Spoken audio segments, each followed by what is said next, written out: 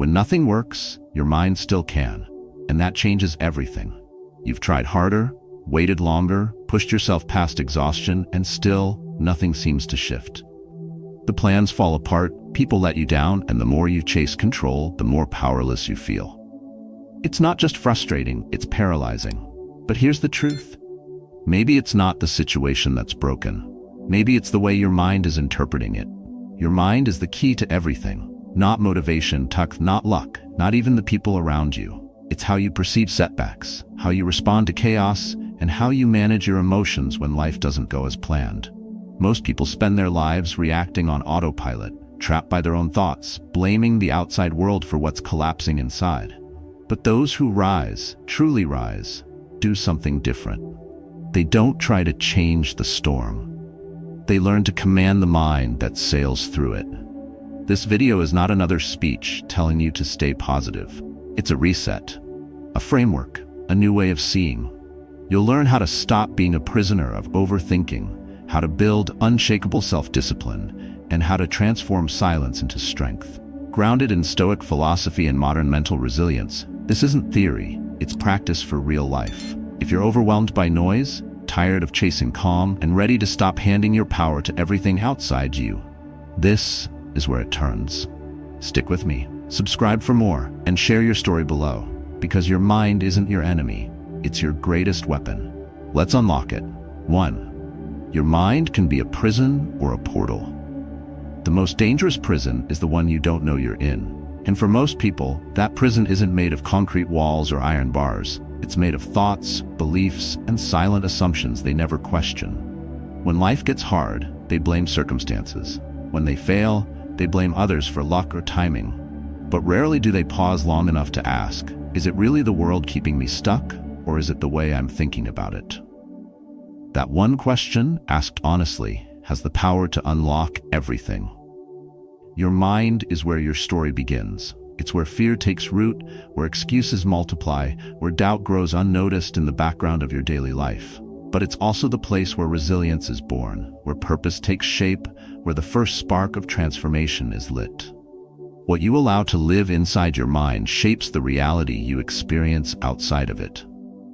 A man who tells himself he's not worthy will never walk through the doors that open before him. He won't even see them, not because they're not there, but because his mind has already locked them shut. That's why understanding the mind is not optional. It's essential. In Stoic philosophy, everything begins here, not with power, possessions, or even freedom, but with perception.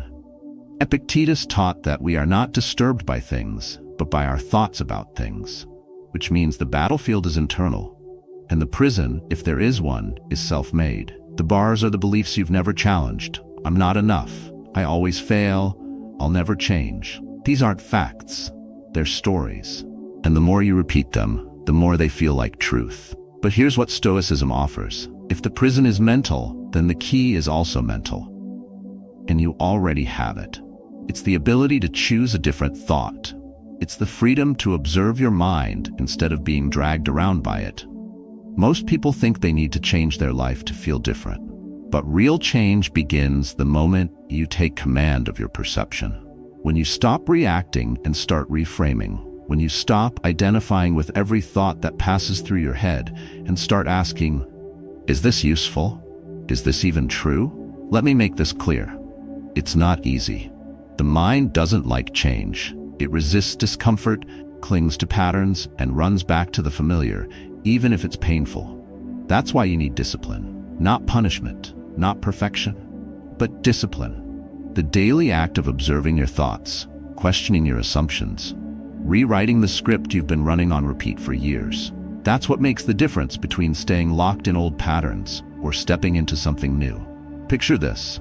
Two people lose their jobs on the same day. One spirals into panic, tells himself he's a failure, and assumes no one will ever hire him again. The other takes a walk, feels the weight, but doesn't let it define him. He sits down, makes a plan, and reminds himself, this is a setback, not a sentence. Same event, same loss, but completely different realities. Why? Because one became a prisoner of his mind. The other used his mind as a portal to something better. That's what's at stake here. Not just your productivity or your peace, but your entire path forward. If you don't learn how to work with your mind will work against you. It will magnify fears, distort reality, and keep you stuck in cycles that feel real but aren't true. And yet, the shift begins the moment you become aware. The moment you realize, I don't have to believe every thought. I don't have to obey every doubt. I don't have to accept every limitation that was handed to me. That realization is power. Not the loud kind, the silent kind, the kind that builds slowly through practice, through stillness, through clarity. So how do you apply this? Start small. Notice the language you use when you talk to yourself. Are you closing doors before you even try to open them? Catch the phrases, I can't, it's too late, and I've never been good at that. Don't argue with them. Just see them. Then ask yourself, who told me that? And is it still true today? Most times it isn't. It's just a memory pretending to be a fact. From there, begin the work of changing the conversation. One word at a time, one belief at a time. It could be as simple as replacing I always mess up with I'm still learning, or I'm not confident with I'm becoming stronger every day. These aren't affirmations for the sake of comfort. They are mental tools for clarity. They help you rewire your internal map so you stop walking in circles and start moving forward with intention. In the end, your mind is either the reason you rise or the reason you repeat. It is either the lock or the key, and no one else can choose for you. That responsibility, that power, and that freedom all belong to you. So when the world feels like it's closing in, don't just look around, look within. Because if your mind is the prison, then it is also the portal. The question is, will you stay locked in, or will you walk through? 2. Perception is the true battle. It's not the event that defines your life, it's the meaning you assign to it. Two people face the same storm, yet one grows stronger and the other falls apart. The difference isn't in the weather, it's in the perception. And if you're not aware of the filter through which you see the world, that filter will control you without your permission. That's why perception isn't a minor detail. It's the entire battlefield. In Stoic philosophy, this isn't just a metaphor, it's the central truth. You don't suffer because life is hard. You suffer because you believe it shouldn't be. Your mind is the lens, and everything you experience passes through it first. When the lens is clear, you see obstacles for what they are, temporary, external, and ultimately powerless without your consent. But when the lens is dirty with emotion, fear, and expectation, you misread everything. A delay becomes a disaster. A disagreement becomes a betrayal. A loss becomes a personal curse. Most people don't realize they're not seeing the world. They're only seeing their thoughts about the world. And until you fix that, nothing outside will ever bring peace inside. The Stoics knew this deeply.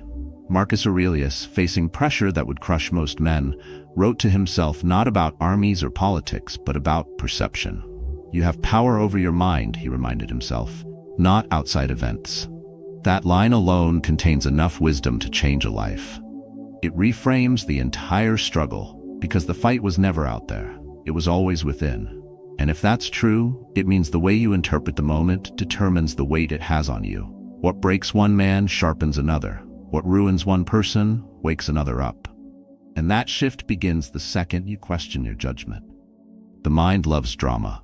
It exaggerates pain, predicts the worst, and assumes the meaning of things it barely understands. It plays out conversations that never happened and prepares for outcomes that never will. That's why you must step back from your thoughts before you trust them. Emotions are loud, but they aren't always accurate. Just because something feels urgent doesn't mean it's important. Just because it hurts doesn't mean it's harmful. And just because your mind tells you the sky is falling doesn't mean the sky agrees. When you live without mastering perception, life becomes one long emotional reaction. You swing from frustration to fear, from anger to regret, never realizing you've handed your power to every passing opinion or inconvenience. But when you train your mind to pause, when you learn to question the narrative, you take that power back. You stop being the character in the story and become the author. And that changes everything. You might be thinking, how do I do that? How do I train perception when the world feels chaotic and overwhelming? It starts with awareness. You can't change a filter you don't know is there. So when something shakes you, a harsh word, a failed plan, an unexpected loss, don't react. Wait, breathe. Ask yourself, Is this as bad as it feels, or is my mind exaggerating it? Is this a threat to my life, or just to my ego? That gap between reaction and reflection is where mental strength is built. Next, zoom out. Stoics practice the art of perspective by imagining themselves from a distance, from above, from years in the future, even from their deathbed. When you step outside your own urgency, you start to see things as they are, not as your emotions say they are. That email that ruined your day, forgotten in a week. That person who didn't reply, dealing with their own storm. That plan that failed, opening a path you couldn't see until now. The moment you zoom out, you remember what really matters.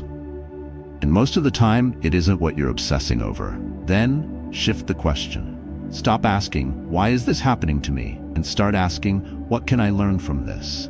Or better, how can I respond with clarity? That shift pulls you out of victimhood and into power. You're not ignoring reality. You're choosing your stance toward it. And that single act reclaims more control than 1,000 external wins ever could, because the world will never stop changing, disappointing, or surprising you. But if you master how you see, you master how you live. The truth is, perception isn't about being blindly positive or forcing a fake smile. It's about being mentally honest. It's choosing to respond with reason instead of reaction. It's having the courage to see clearly when your emotions want to distort. And it's remembering that clarity is not passive, it's an act of strength. In a world that wants you to react, your calm is rebellion. Your pause is power. Your perspective is your protection. So the next time life throws something unexpected, don't just ask, what now? Ask instead, what am I telling myself about this? And is that helping me grow or holding me back? Because that's the true battle. And the one who wins it isn't the one with perfect circumstances. It's the one who learns to see clearly, no matter how dark the moment feels. 3. You don't control life, but you control your response. Life doesn't ask for your permission. It doesn't wait until you're ready, doesn't soften its blows just because you've had a rough week. It moves without warning, flips your plans, tests your patience, and often pushes you to the edge. And the truth is, you don't control any of it. Not the weather, not the people, not the outcomes. But you do control one thing that matters more than all of that combined: your response. And that response defines everything. Not just how you feel, but who you become. When something goes wrong, most people ask, why is this happening to me? But that's the wrong question. Life isn't singling you out. It's just unfolding as it always does, imperfect, unpredictable, often unfair. What makes the difference is what you do next. Stoicism teaches that while you can't stop the external chaos, you can command your internal order. You can't choose the weather, but you can prepare your mindset. You can't control how others treat you, but you can decide how much power you give their words. And when everything feels like it's slipping away, that one act of control becomes your anchor. This mindset isn't passive. It's not about pretending things don't hurt or denying what's unfair. It's about reclaiming the power you lose when you react blindly. Because every reaction is a decision, even if you're not aware of making it. Yelling back, shutting down, blaming, panicking, these don't happen to you. They happen through you, which means they can be reworked, restructured, and redirected. But only if you pause long enough to notice. That pause is where mastery begins. When a Stoic is insulted, they don't take it personally. Not because they're numb, but because they've trained their mind to separate opinion from fact, noise from meaning. They understand that not everything deserves a response, and not every trigger deserves your energy. If someone disrespects you, you can burn hours replaying the moment. Or you can breathe, stay composed, and walk away with your dignity intact. That's not a weakness, that's strength under command. You might say, but that's hard. I can't help how I feel. That's fair. Emotions arise on their own. You don't choose the first feeling, but you always choose the second. The first is reflex, the second is response. And that gap between the two is where character is forged.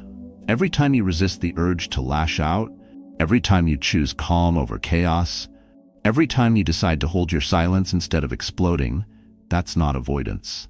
That's training. Training your emotions to serve you, not sabotage you. Daily life gives you endless chances to practice this. When your flight is delayed, when your coworker takes credit for your work, when your partner says something that cuts deeper than it should. You don't need a life crisis to apply Stoicism.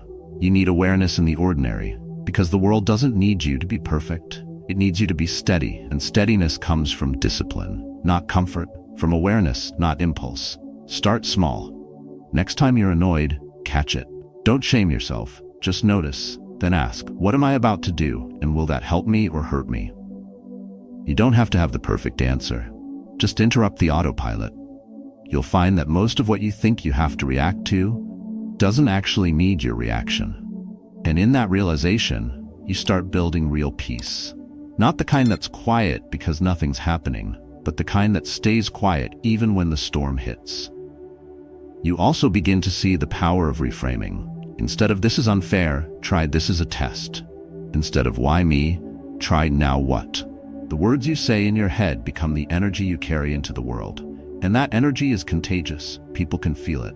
More importantly, you can feel it. It either drains you or strengthens you. So be deliberate. Talk to yourself like someone worth listening to. Not soft, not sentimental, but grounded, honest, clear.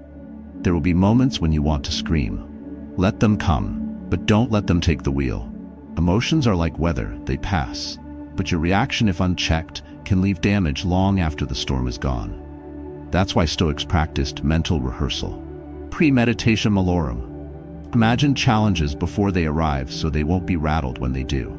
Not to be pessimistic, but to be prepared. To stand firm when others break.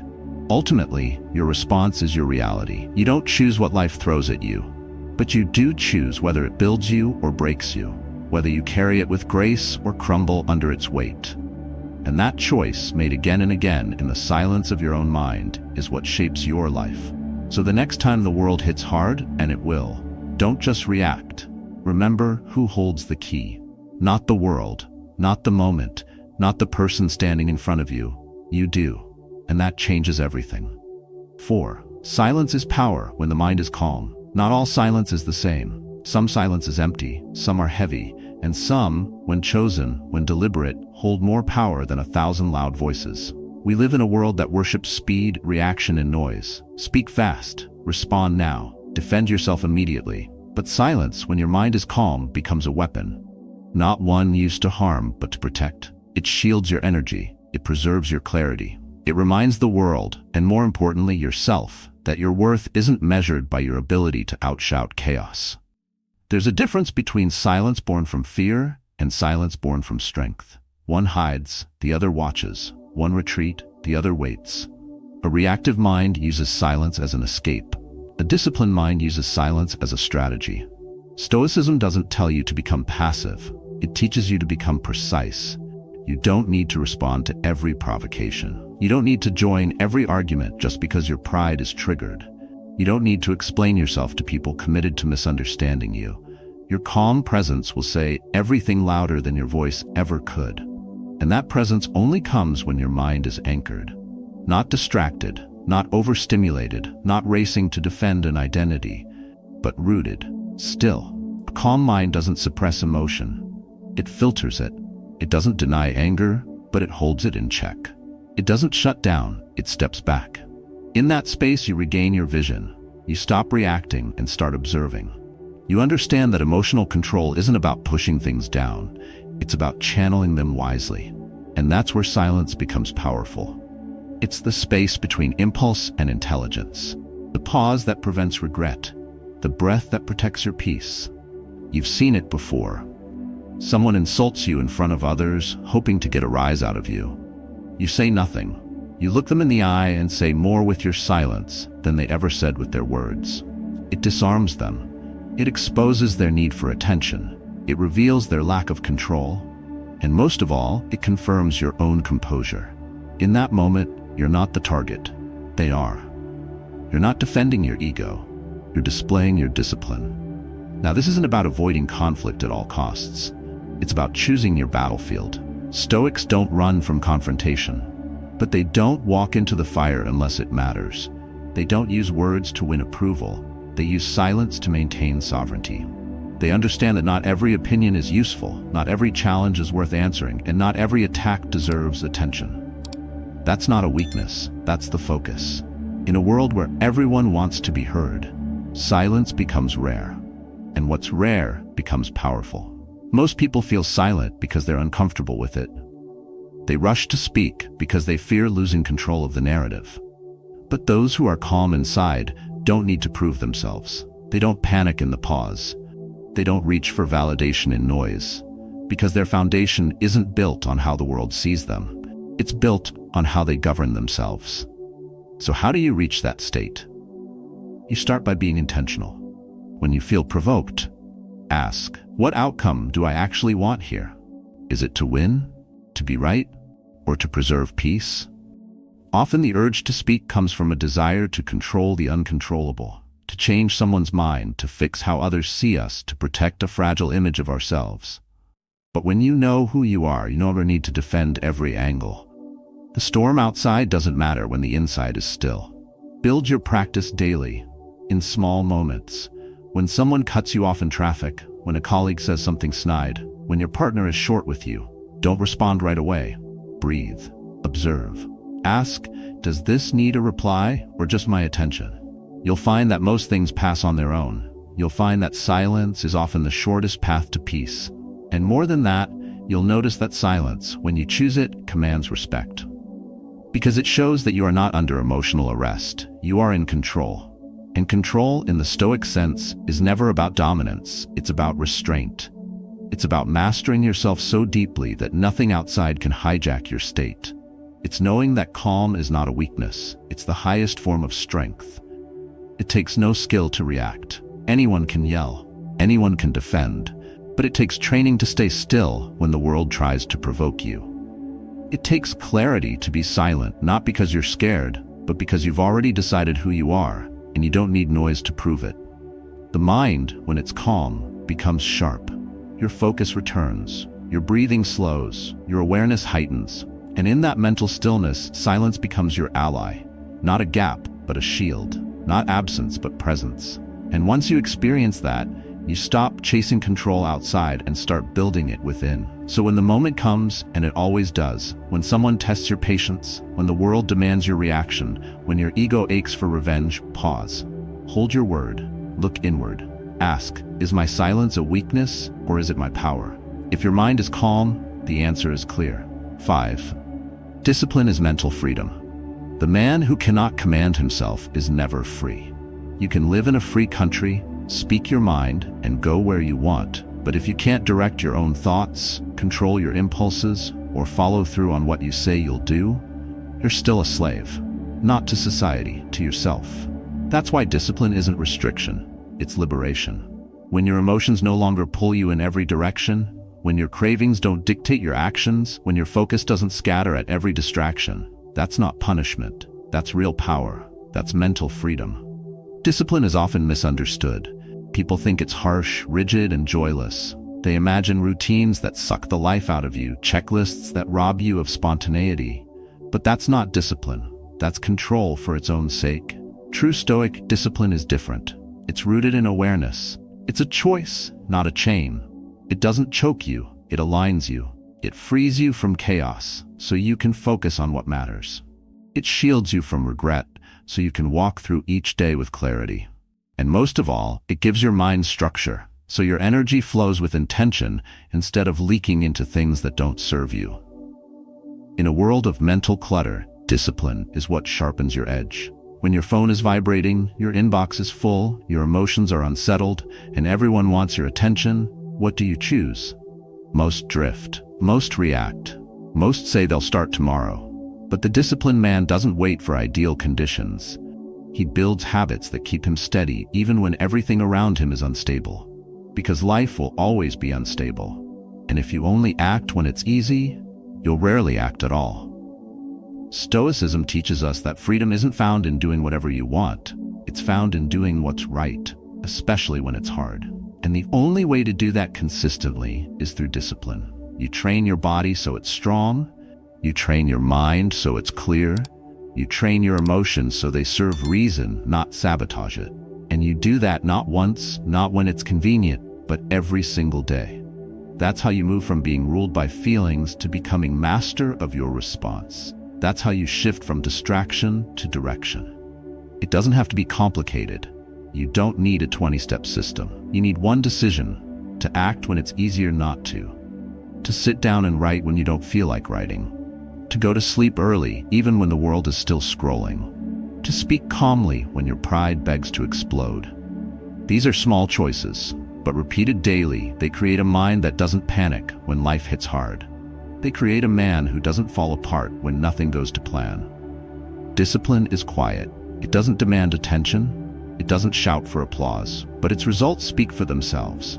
Over time, it builds confidence, not the loud kind, but the kind that doesn't need validation. Because when you trust yourself to follow through, when you know you can rely on your own word, you stop chasing approval. You move with purpose, and people feel that. It's the energy of someone who's grounded, someone who's not at the mercy of his moods, someone who's done the work when no one was watching. You don't build that kind of strength overnight. You build it in moments of choice. When it's cold outside and the alarm rings, when you're tired and the screen tempts you, when you're angry and the words are ready to fly. Each moment is an invitation. Will you act from impulse or from clarity? Will you be led by comfort or by your code? The more often you choose discipline, the more natural it becomes. And eventually, what once felt like sacrifice begins to feel like freedom. Because you're no longer reacting, you're choosing. You're no longer scattered, you're aligned. That's what Stoicism points us toward. Not the absence of emotion, but the mastery of it. Not suppression, but direction. Not robotic obedience, but conscious commitment. When you build your day around disciplined choices, you start to see how much you were giving away, how often your focus was stolen, your peace disturbed, your energy drained by things that never mattered. Discipline takes all that back. It restores your clarity. It brings your mind home. So start small. One action you commit to daily, no excuses. Maybe it's 5 minutes of silence. Maybe it's journaling. Maybe it's not picking up your phone before sunrise. Whatever it is, do it with intention. Do it even when it's boring. Especially when it's boring. That's how discipline gets into your bones. That's how you stop being someone who talks about change and start being someone who lives it. Because in the end, the goal isn't just to feel free. The goal is to be free. And that only happens when you've trained your mind to obey wisdom, not emotion, to follow purpose, not distraction, to move forward, even when it's hard, even when you're tired, even when no one is clapping. That's discipline. And that's what gives you the kind of freedom no one can take away. 6. Inner peace is the strongest shield. When the world turns loud, when emotions surge, and when chaos knocks on your door, your greatest protection isn't strength, status, or intelligence. It's inner peace. Not the fragile kind that disappears when things go wrong, but the unshakable calm that stays rooted when storms rage. That's what Stoicism trains you to build. A stillness so deep that nothing on the outside can reach it unless you invite it in. We're taught to defend ourselves with words, with arguments, with action. But rarely are we taught to defend ourselves with silence, with presence, with control. Yet it's the inner world, your thoughts, your clarity, your state of mind, that determines how deeply the outer world affects you. Most people live in reaction. They feel threatened by opinions, annoyed by traffic, and crushed by criticism. They get pulled in every direction because they've never built a center that holds. But when you create space between what happens and how you respond, that space becomes your armor. And that space is born from peace. Peace isn't the absence of conflict. It's the presence of clarity. It's knowing that you don't need to react to everything that touches you. You don't need to chase validation or explain yourself every time someone misunderstands. You don't need to fix the world before you can feel calm. You simply need to stop handing your power to everything outside of you. That's what the Stoics understood. Marcus Aurelius governed an empire on the edge of collapse. He faced betrayal, war, and relentless pressure, but still found the time in his personal journal to remind himself that true strength comes from mastering the self, not the world. When your inner state is calm, the outside world loses its grip. Words bounce off, pressure softens. You stop confusing urgency with importance. You begin to see clearly, not through fear, but through principle. That clarity isn't automatic, it's earned, through practice, through discipline, through daily habits that anchor you in the present, even when everything around you tries to pull you out of it. It starts with awareness. Notice what steals your peace. Noticing doesn't mean judging. It means being honest. Is it social media? Is it someone's opinion? Is it an old thought you keep believing even though it no longer serves you? Once you see it, you can shift it. Not with force, but with focus. You start choosing peace the way you choose your clothes in the morning. Intentionally, thoughtfully, not based on the mood of the day, but based on the man you are becoming. That shift affects everything. Your conversations become sharper because you're not speaking from insecurity. Your decisions become cleaner because you're not acting in panic. Your presence becomes stronger because you're no longer trying to prove yourself. You walk into rooms without needing approval. You hear insults without feeling the need to defend. You face uncertainty without reaching for distraction. Because your stability no longer comes from what's happening around you. It comes from what's happening within you. This isn't about pretending not to feel. Stoicism never asks you to become emotionless. It asks you to become emotionally wise, to feel anger without being ruled by it, to feel sadness without collapsing under it, to feel the pressure without breaking. Inner peace gives you that distance, that control, that breath between feeling and acting. And that breath, if used well, can save you from days, weeks, or even years of unnecessary pain. Building peace is simple, but it's not easy. It takes repetition, just like strength, just like clarity. You start by doing small things consistently, journaling at the end of the day to unload your thoughts, practicing morning silence before checking your phone, walking without headphones to hear your own mind. Not because it's trendy, but because it sharpens your awareness. And awareness is the root of peace. You begin to choose what enters your mind, what stays, what gets filtered out. You don't let every comment, every fear, every expectation settle into your nervous system. You become selective, not in a guarded way, but in a grounded way. You stop consuming everything. You start curating your inner world like a master craftsman, cutting noise, rejecting lies, polishing truth, not to escape reality, but to meet it steady and awake. People will notice, not because you're louder, but because you're not easily moved. Your silence will become a presence. Your calm will become an influence. You won't need to shout to be heard. You'll speak with fewer words, and they'll land with more weight. That's what inner peace does. It speaks through your posture, your tone, your timing. It doesn't argue, it simply is. And in a world addicted to noise, that calm becomes magnetic. So when you feel overwhelmed, don't run, don't fight, don't react. Step back, return to your breath, return to your values. Return to that unshakable ground within you. That's not avoidance. That's leadership. That's what Stoics practiced every day, not just for their own sanity, but for the good of everyone around them. Because when you carry peace, you don't just protect yourself. You protect the space around you. You become a shield, not just for your mind, but for your life. And that shield is forged, not found. Built, not bought. Carved in stillness and carried in strength. 7. You are not your thoughts, you are the one who observes them. There's a voice in your head that never stops talking. It comments on everything, your actions, your failures, other people, the past, the future. It criticizes, it warns, it judges, it doubts. And the great mistake most people make is believing that voice is who they are.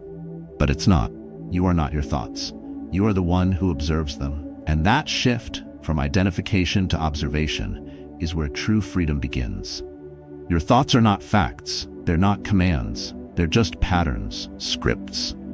Loops your mind has rehearsed so often that they feel like truth, but they aren't. They're reflections of conditioning, not reality. And until you separate yourself from them, they will run your life on autopilot. That's why people get stuck in fear, in insecurity, in overthinking. Not because their lives are broken, but because they've never stopped to question who's actually doing the thinking. Stoicism teaches you to step back.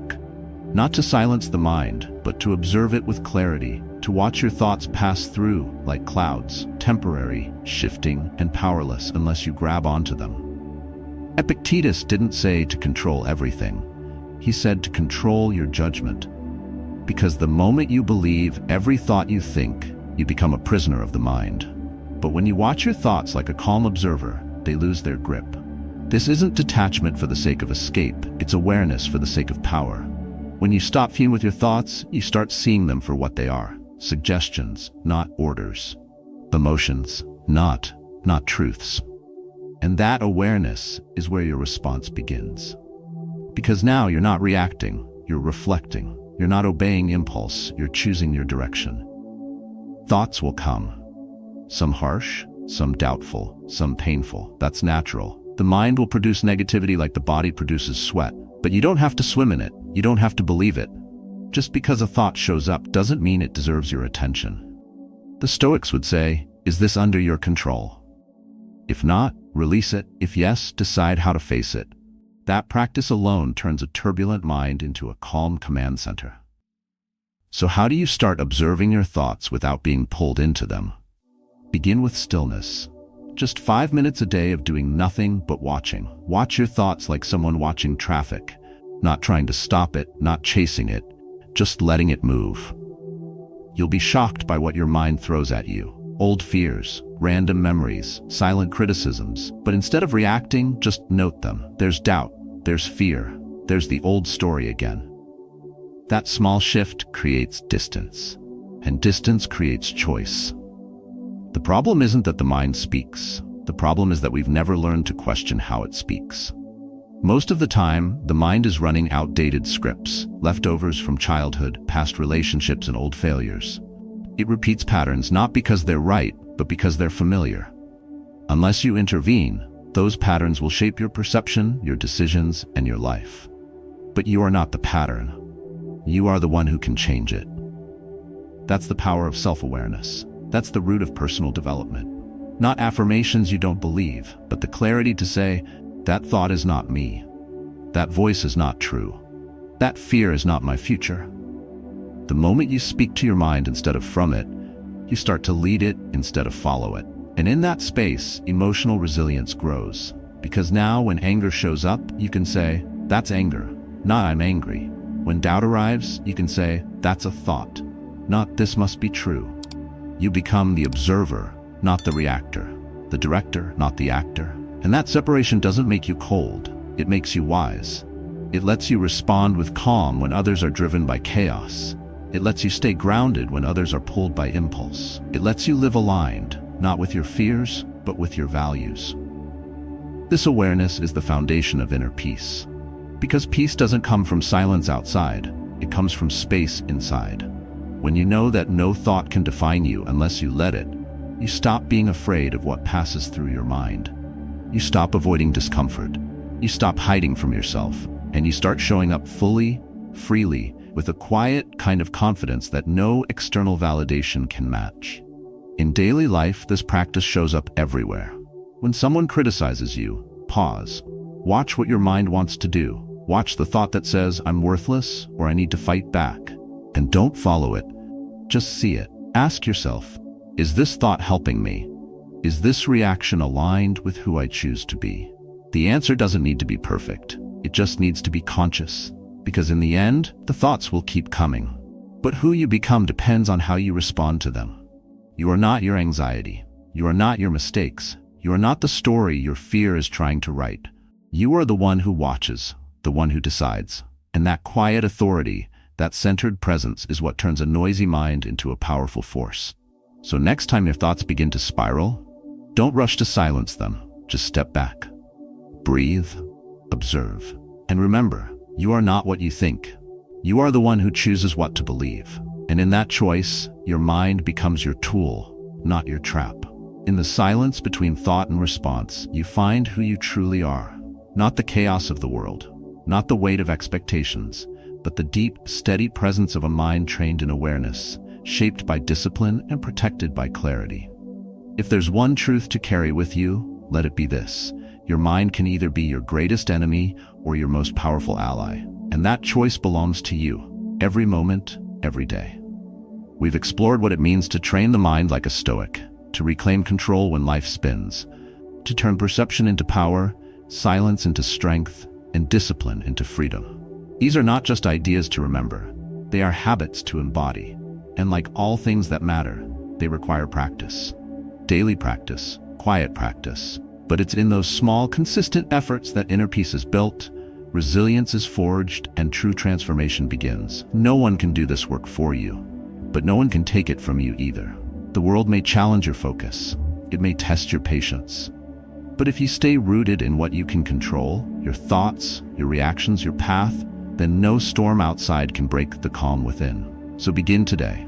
Observe your thoughts, guard your mind, choose your response, and when the world tries to shake you, return to your center, quiet, grounded, unshaken. If this message resonates with you, I invite you to share your own story in the comments below. What have you faced? What mindset has helped you rise? Your story may be the door someone else needs to open their own. Let your strength speak, not in noise, but in stillness, not in force, but in presence. That is the true Stoic way.